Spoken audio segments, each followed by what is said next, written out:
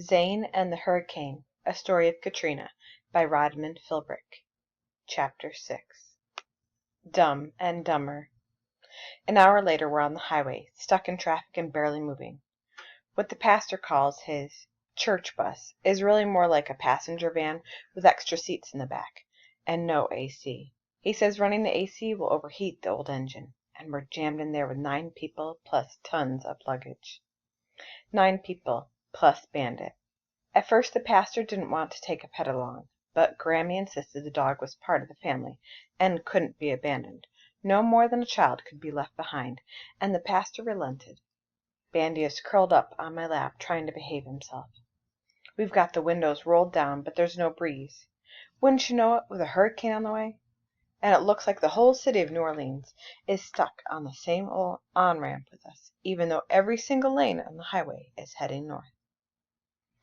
They call it contraflow, Pastor Daniels explains. It's supposed to make it faster to evacuate. What that really means is no turning back. We're headed for Baton Rouge, and will be given shelter at another church where Pastor Daniels' cousin is the preacher. He says it'll be an adventure, and we'll all learn something, but I'm still wishing I could just go home. Last time I talked to Mom, she was trying to look on the bright side and said it was for the best, evacuating to Baton Rouge, and that I'd get to meet all kinds of new people. Sorry, but I don't want to meet new people, okay? I know that's mean and awful and ungrateful and everything, but I'd rather be in my own house, just me and Mom and Bandy. So there I am, all stuffy and sweaty from the heat and feeling sorry for myself when this big SUV with dark tinted windows edges along next to us. Can't be a foot away with big engine growling. Bet they got the AC on. I bet they do. And then one of those dark windows slides down a few inches, and these sleek, nasty Dobermans poke their heads out, start barking and snarling. Vicious kind of snarling, like they can't wait to shred something to pieces. Something small and alive, like the little dog in my lap. I should have known what would happen. Soon as I saw the black gleam of those Doberman eyes, I should have clung to Bandy like my life depended on it. Which, as it turns out, it did. But everything happens so fast. 1 second Bandit is curled on my lap, the next he leaps clear across the van and out the opposite window, as far as he can get from those snarling Dobermans. Bandy! I shout for him. But the way he exploded out of the van, I knew he's not coming back as long as those Dobermans are barking. And now they're barking worse than ever, slavering and biting at the window glass, trying to chew their way out of the SUV to chase after Bandy. As for me, I'm in a panic, yelling stuff like, "Stop! Please stop the van! And turn around! We have to go back!" The pastor stares at me in the rearview mirror, shaking his head. "Can't stop, boy. Everything heading north, like it or not. We got the traffic inching up on us from behind, and there's no place to pull over. Folks are driving in the breakdown lane." "Turn around," I beg him, "please." "Can't turn around neither," he says.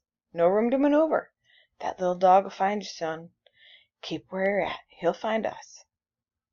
All around, horns are honking like mad, popping off at those crazy dogs in the big SUV, and we're lurching along at less than a mile an hour, bumper to bumper, so close you can't even open a car door. I know in my heart why Bandy jumped out of the van. I can feel what he's feeling. He's running away from what frightens him, trying to get to a place that's safe, and now he's all alone in traffic with a million cars on the highway, and drivers who are frustrated and angry and frightened of what may happen to everything they've left behind. Drivers who won't be looking out for some little dog, that's for sure. If he gets under those angry wheels, they'll squish him like a bug. I can't let it happen. Can't let Bandy get run over. No way. So I wriggle out through the open window, inches from those awful snarling Dobermans. Save my dog. That's all that's in my brain. Grammy starts wailing my name before my feet hit the pavement. "I'm gonna get Bandy," I shout back to her. "Don't worry. We'll catch up. I'll be right back. Promise."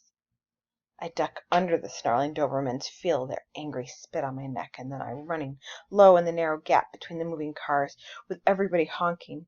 A few vehicles behind the church van, a tinted window rolls down, and a man in a straw cowboy hat says, "Fool, leave the dog!" and makes to swipe his big hand at me. He's seen everything that's going on, obviously, but I duck away, and he has to put his pickup truck in gear and move forward with the flow. I squeeze around between the moving cars, slipping from bumper to bumper, and finally make it over to the guardrail, hoping to catch sight of Bandy. I'm shouting, "Here, boy! Bandit, come back!" but with all the cars and trucks and the big SUVs, I can't see a little dog dodging between the tires. And maybe he can't hear me above the horns and engine noises. I'm so scared for Bandy that my heart feels like it might jump right out of my chest. What if I'm too late? What if he's already been run over? I keep ducking right and left, peering between the lines of traffic, all of it coming right at me. But I can't see him anywhere. We're on an elevated section of the highway, an on-ramp kind of deal, so he can't run off to the side because there's nowhere to go. He can't really get away from all the cars and trucks, not here, not for a long way back. So he has to be somewhere on the highway. Where is he? Why can't I see him? Then it starts to rain. A warm, drizzly rain, and that makes it even harder to see. I'm starting to think he really has been run over and killed when I hear, "Hey, hey, hey!" that silly little bark letting me know where he is. There! Bandy sitting on his haunches by the side of traffic maybe 50 yards away, peering at me from around a tire. Sitting on his butt in the rain and barking at me, "Hi, hi, hi!" So of course I run along the guardrail, intending to scoop him up and tell him what a bad boy he is. Then we'll turn around and catch up with Grammy and the pastor in slow-moving traffic. No harm, no foul. Except that's not the way it happens. What happens is this. Bandy waits until I'm almost to him. Then he turns and scampers alongside the guardrail against all that traffic, like he intends to lead me away from all the scary cars and horns, and he hopes I'm smart enough to follow. Dumb enough is more like it, because that's what I do. I follow the dog, in the rain, with a hurricane coming, dumb and dumber, running back into the storm. One good thing about the rain, nobody can see I'm crying. Chapter 7. When the Wind Screams. I followed that dog for miles in the warm rain, through the stink of overheated cars and smelly exhaust fumes.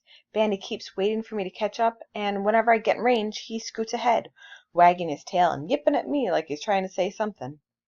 Maybe apologizing, because he must sense how bad I feel, leaving Grammy behind, probably worried sick about me. There's nothing the pastor can do about it, because he has to keep the van going forward in the pressing traffic without even a breakdown lane where he can pull over.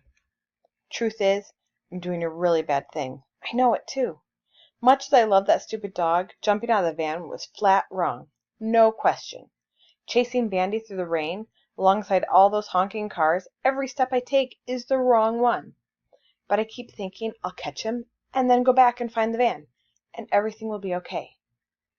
Until Bandy finally scampers down off the highway onto a regular street, into this empty, wet neighborhood of saggy clapboard houses, some of them boarded up. Then I know for sure where he's going. "Bandy, we can't go back. Come here, boy." But he won't stop. No matter how much I plead and beg, he's trotting along and wagging his tail like this is all a fun game.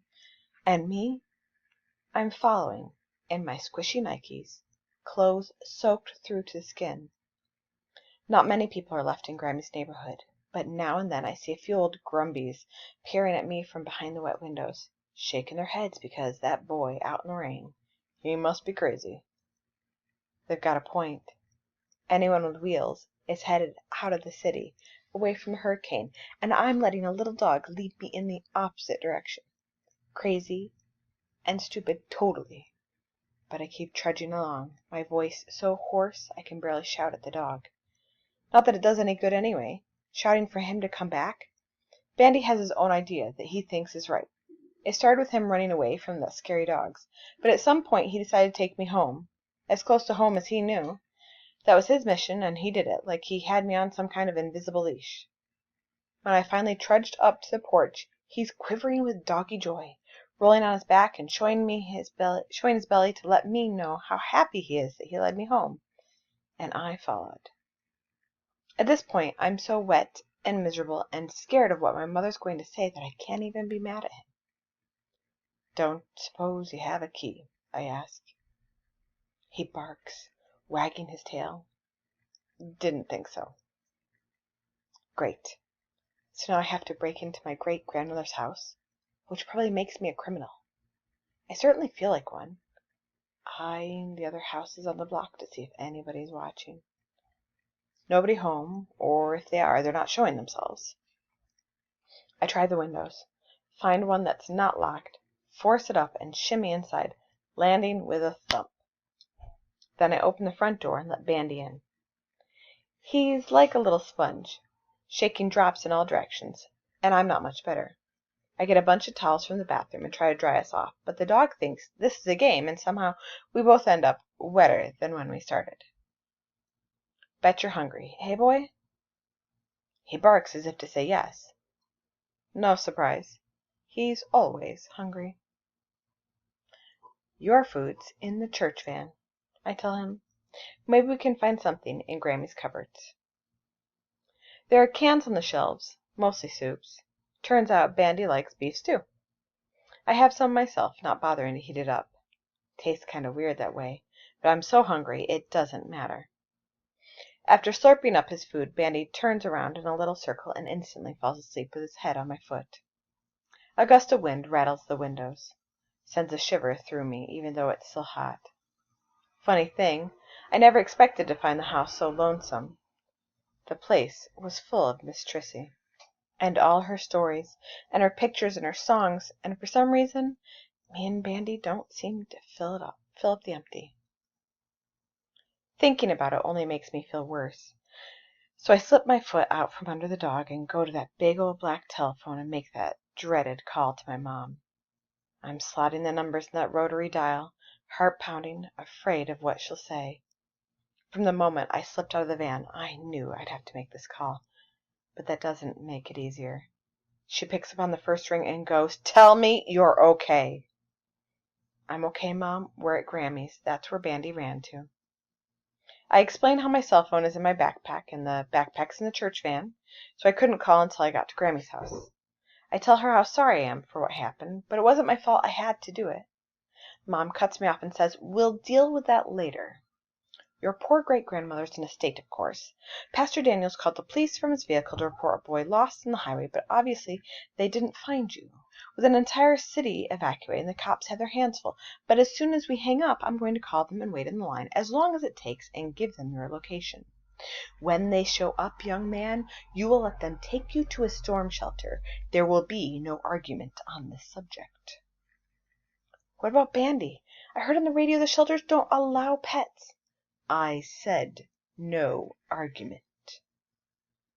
She means it, so I shut up. "I understand you love that little dog," she says, relenting. "I thought he'd get run over," I blurt.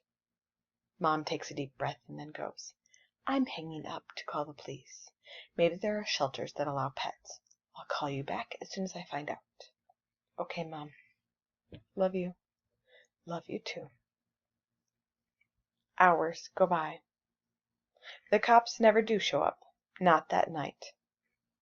Not ever, actually.